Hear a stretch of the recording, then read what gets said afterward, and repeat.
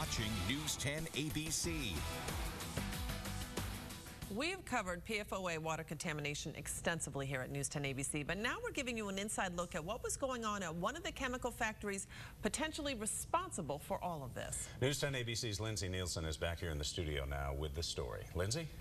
Tim, initially I was attempting to get inside the old ChemFab factory, but I soon learned a lot about what workers tell me happened inside. Former workers I spoke to say complaints were made about being sick and smoke from the toxic chemicals. One says she brought complaints to supervisors and believes they knew it was bad for workers and the environment. It was smoke filled, generally in a blue haze. You worked. In 1987, Annette Griffith, a young girl in her 20s, breathing in heavy blue smoke is what she remembers about her time making Teflon-coated fabrics at this old plant in North Bennington. On the warning labels on every barrel of dispersion that we received from DuPont stated in any heat application, any and all fumes must be completely exhausted. But Griffith says the smoke wasn't completely exhausted. No mask. No mask. Griffith says she eventually became the chair of health and safety. That particular year, we had had 5 heart attacks, and 2 of which died. And then another younger man in his 30s passed away of cancer. So I started digging a little deeper in what we were using. She says some workers complained to her about the smoke, feeling sick and... You know, every time you blew your nose, there was blood in it. But she says those complaints fell on deaf ears. Once I brought up a complaint in the meetings, and, you know, I would go back and report to that person, it would go nowhere. David Barber still lives near the plant, formerly known as ChemFab. Now frozen in time, it sits near the Walloomsac River. He recalls that blue haze and working directly with toxic chemicals. They actually told us, don't worry about it, nothing will bother you. It's like we put our arms right up to our armpits in the wet Teflon, you know, it was just like fat-free milk. It was just like a watery substance. And, you know, they said, you know, don't worry. That mix contains the hazardous chemical PFOA. Now they wonder, how did it poison drinking water for many with private wells in the area? They had a drain in the floor, which they would squeegee any, you know, anything down the floor or into the drain.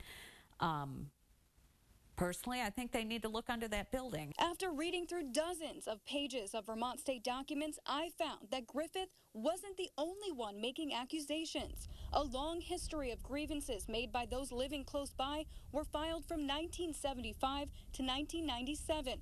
Around 30 complaints were filed about odor and smoke coming from the plant. And that just stunk so bad. It smelled like hair burning or bodies even. I said, so, if it's not safe for the environment, how is it safe for us? After further checking documents, I found that at one time, 2 enforcement actions were filed by DEC against ChemFab.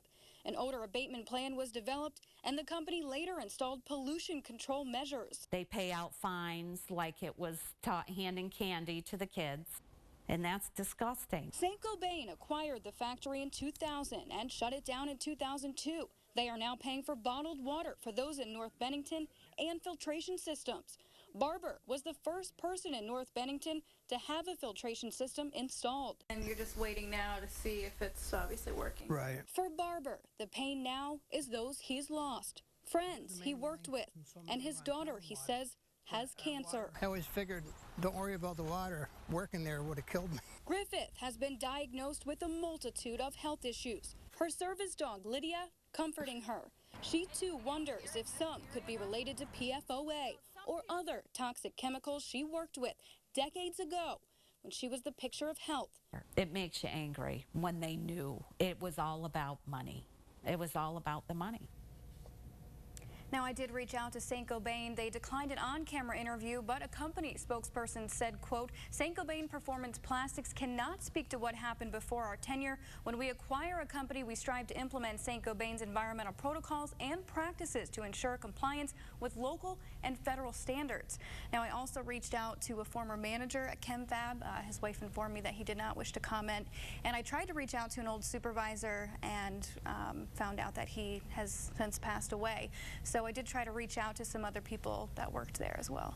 All right. Thank you so much, Lindsay. Really insightful. Well, it'll be very interesting to see how this all plays out in the end. Yes, it's going to take some time, I suspect. Definitely. Well done. Thank you.